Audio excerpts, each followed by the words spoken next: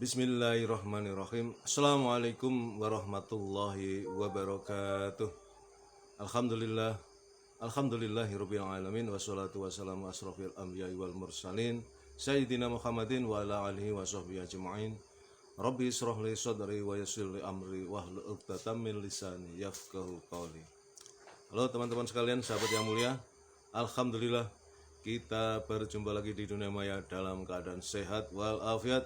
Dan oleh karena itu tentu kita tidak pernah lupa untuk bersyukur kepada Allah atas segala karunia yang telah diberikan kepada kita, yang begitu banyak dan mustahil kita bisa menghitungnya. Di antaranya adalah karunia kesehatan, karunia kesempatan, karunia umur panjang yang barokah, dan tentu karunia yang paling agung adalah karunia iman dan Islam. Karena dengan keduanya itulah kita akan selamat fid dunya wal akhirah. Salawat serta salam semoga senantiasa terlimpahkan kepada uswatun hasanah kita, baginda Rasulullah Muhammad sallallahu alaihi wasallam beserta keluarganya, para sahabatnya, dan semua pengikutnya, termasuk kita yang mengharapkan syafaat beliau kelak di yaumil qiyamah. Teman-teman sekalian, alhamdulillah kita telah selesai melaksanakan sholat subuh secara berjamaah di masjid, dan sesungguhnya 2 rakaat sholat sunnah fajar sebelum sholat subuh lebih mulia daripada dunia dan seisinya, terlebih lagi sholat subuhnya itu sendiri. Maka oleh karena itu mari kita terus berdoa, mudah-mudahan Allah memberikan kita keistiqomahan untuk taat kepadanya, terutama dalam melaksanakan sholat fardu secara tepat waktu berjamaah di masjid. Mudah-mudahan Allah memberikan rahmat dan ridhonya kepada kita semua, amin ya rabbal alamin. Teman-teman sekalian, alhamdulillah pada kesempatan pagi ini saya ingin menyampaikan satu ayat yang tentu sangat populer, karena ayat ini menjadi dasar ya tujuan hidup kita ya. Tujuan hidup kita itu payung hukumnya apa ya, mengapa kita hidup dan mengapa Allah menghidupkan kita. Di dalam surat Az-Zariyat ayat 56 Allah Subhanahu wa taala berfirman, A'udzubillahi minasyaitonirrajim. Bismillahirrahmanirrahim. Wa ma khalaqtul jinna wal insa illa liya'budun. Dan tidaklah aku menciptakan jin dan manusia melainkan hanya untuk beribadah kepadaku saja. Nah, ini teman-teman sekalian, bahwa Allah menciptakan kita manusia, dan kemudian satu makhluk lagi namanya jin ya. Allah menciptakan manusia dan jin. Tujuannya apa? Hanya untuk beribadah kepada Allah saja ya. Jadi tujuan hidup, tujuan mengapa kita dihidupkan, kita diciptakan, dihidupkan oleh Allah untuk apa? Untuk beribadah. Nah, oleh karena itu mari kita breakdown, mari kita kupas dari ayat ini, bahwa di dalam kehidupan ini maka kita tidak boleh lupa tujuan utama dari hidup ini ya. Jangan sampai kita terlena kemudian kita lupa bahwa sesungguhnya tujuan kita hidup ini adalah untuk beribadah. Nah, dalam ibadah ini di breakdown atau dikembangkan supaya kita lebih memahami adalah bahwa perintah beribadah itu yang paling utama, yang paling agung adalah tauhid, mentauhidkan Allah ya. Jadi memurnikan agama ini tujuannya adalah supaya kita mentauhidkan Allah. Dari Nabi Adam ya sampai Nabi Muhammad, semua membawa risalah yang sama, yaitu risalah agama tauhid, yaitu agama yang mengesahkan Allah. Nah, kemudian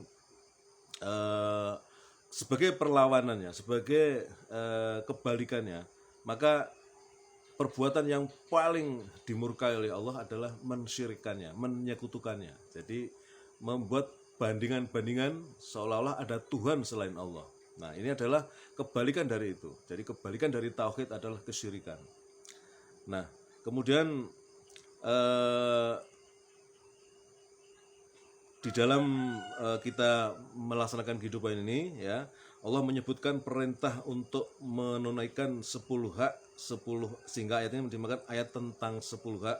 Sedangkan perintah menunaikan hak yang pertama kali disebutkan adalah hak Allah Ta'ala ya. Hak yang pertama adalah hak kepada Allah, yaitu untuk bertauhid ya, menyembah Allah saja, dan larangan dari menyekutukan Allah atau syirik. Hal ini menunjukkan bahwa tauhid adalah perintah yang paling agung, sedangkan syirik adalah larangan Allah yang paling besar. Dan sering saya sebutkan bahwa di dalam khutbah para khotib pada hari Jumat itu selalu mengawali dengan hal-hal yang demikian. Jadi supaya para jamaah itu bertakwa dengan takwa yang sesungguh-sungguhnya, yaitu melaksanakan perintah-perintahnya dan meninggalkan larang-larangannya. Perintah utama adalah bertauhid, ya, mengesahkan Allah. Dan kemudian larangan yang paling besar adalah larangan untuk berbuat syirik atau menyentuhkan Allah. Nah, ini artinya bahwa tauhid adalah kewajiban yang paling wajib dan syirik adalah keharaman yang paling besar. Nah, teman-teman sekalian, di dalam kita melaksanakan atau menjalani kehidupan ini, ya, kita selalu ingat bahwa apapun yang kita lakukan, koridornya atau bingkainya adalah bingkai ibadah, ya. Jadi kita dalam 24 jam ini melakukan banyak aktivitas, ya. Dan semuanya kalau kita niatkan untuk ibadah, maka kita sudah sesuai dengan ayat dari surat Az-Zariyat tadi, bahwa Tuhan atau Allah menciptakan manusia dan jin hanya untuk beribadah. Kemudian dalam surat An-Nisa ayat 36 ditegaskan, A'udzubillahi minasyaitonirrajim, wa'budullaha wa la tusyrik bihi syai'a. Sembahlah Allah dan janganlah kalian mempersekutukannya dengan sesuatu apapun, ya. Jadi kita sering melihat adanya satu fenomena di mana manusia, ya, mencari Tuhan selain Allah. Nah, dalam bentuk yang paling dohir, yang paling nyata, misalnya ada dalam kehidupan ini, ya, manusia yang kemudian menyembah berhala, menyembah patung. Meskipun mereka mengatakan itu hanya sebagai media saja, tetapi yang jelas ketika mereka beribadah, yang dihadapannya itu adalah patung. Nah, ini adalah yang paling nyata. Tapi ada juga yang sesungguhnya orang menuhankan sesuatu yang tidak nyata, atau dia tidak sadar bahwa dia menuhankan sesuatu. Contohnya apa? Contohnya orang menuhankan uang. Nah, contohnya itu. Mengapa dia menuhankan uang? Karena dia merasa bahwa hidup ini hanya untuk mencari uang dan hanya untuk uang sajalah tujuan ini. Ya, jadi uang adalah segala-galanya. Ini adalah salah satu bentuk kesyirikan juga yang tidak disadari oleh manusia. Dan juga banyak kesyirikan-kesyirikan yang lain, ya kan? Segala sesuatu yang kita jadikan sebagai hal yang melebihi dari kepatutan kita untuk mentauhidkan Allah, maka itu adalah suatu kesyirikan, ya. Dan kita harus hati-hati.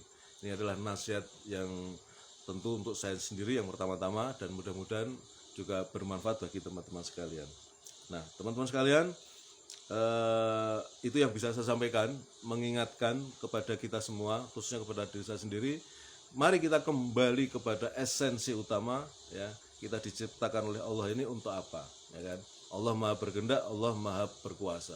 Kalau Allah menciptakan kita, tentu diberi satu pedoman, satu koridor, ya. Dan koridornya adalah bahwa kalian, manusia dan jin, kuciptakan hanya untuk beribadah. Dan beribadah ini tentu luas, tapi koridornya yang pertama adalah mentauhidkan Allah. Segala sesuatu kita kembali kepada Allah. Kita punya masalah dalam kehidupan, kembali kepada Allah.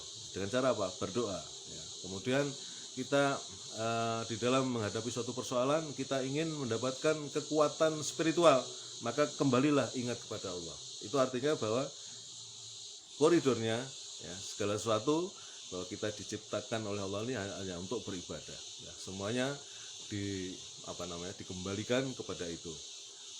Demikian teman-teman yang bisa saya sampaikan, sudah hampir 10 menit. Saya kira yang pas itu sekitar 10 menit, ya, tidak terlalu panjang, tetapi mudah kita ingat, ya. Sekali lagi, di dalam kehidupan ini kita selalu menjadikan koridor atau bingkai ayat surat Az-Zariyat tadi, bahwa Allah menciptakan jin dan manusia tidak lain hanyalah untuk beribadah saja kepadanya. Terima kasih atas segala perhatiannya. Kebenaran datang dari Allah, ya. Dan bila mana saya dalam menyampaikan ada hal-hal yang kurang, yang keliru, maka itu sesungguhnya karena kedhaifan atau kelemahan saya sebagai manusia biasa, dan mohon dibukakan pintu maaf yang sebesar-besarnya. Terima kasih kepada para sahabat sekalian, terutama para subscriber dan lover dari channel Kultum dan Kisah Rasul. Terus panteng, terus ikuti tausiah-tausiah ringan ini ya, supaya kita sama-sama saling mengingatkan dalam kesabaran dan kebaikan dan takwa. Terima kasih. Assalamualaikum warahmatullahi wabarakatuh.